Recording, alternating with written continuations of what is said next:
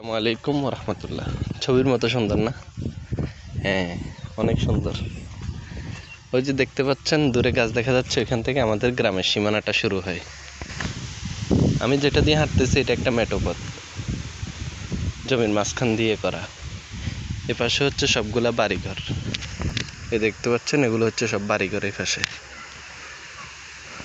আর রাস্তার আরেক পাশে হচ্ছে সবগুলা জমি জমা।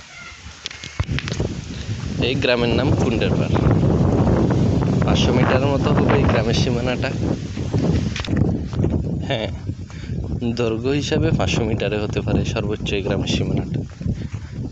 দেখতেছেন কি সুন্দর।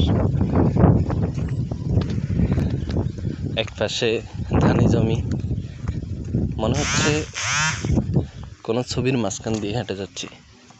আরেক পাশে বাড়িঘরগুলো। এই গ্রামের মানুষগুলো খুবই শান্তশিষ্ট, তেমন একটা দেখা যায় না, মানুষও খুব কম। গ্রামের বিভিন্ন পরিবার মানুষজন তাদের ঘরের সামনে কত সুন্দর সুন্দর সবজি বাগান, ক্ষেত খামার করতেছে, খুবই সুন্দর।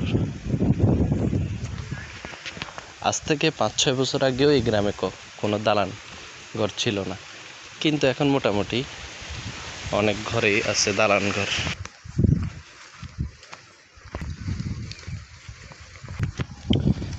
গ্রামের পরিবেশগুলো আসলে খুবই সুন্দর, আর মানুষগুলোও খুব সাধারণ হয়।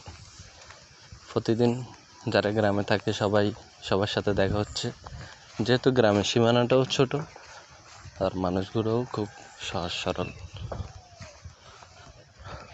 দেখতেছেন এক পাশে বাড়িঘর, এক পাশে এলাকার সমস্ত মানুষদের জমি জমাগুলো, আর রাস্তার দুই পাশে খুব সুন্দর সুন্দর গাছ লাগানো, পেয়ারা গাছ, লেবু গাছ, আবার বিভিন্ন রকম অনেক রকমের গাছ। আমি কথা বলতে বলতে প্রায় আমার বাড়ির সীমানায় চলে আসছি। এটা আমার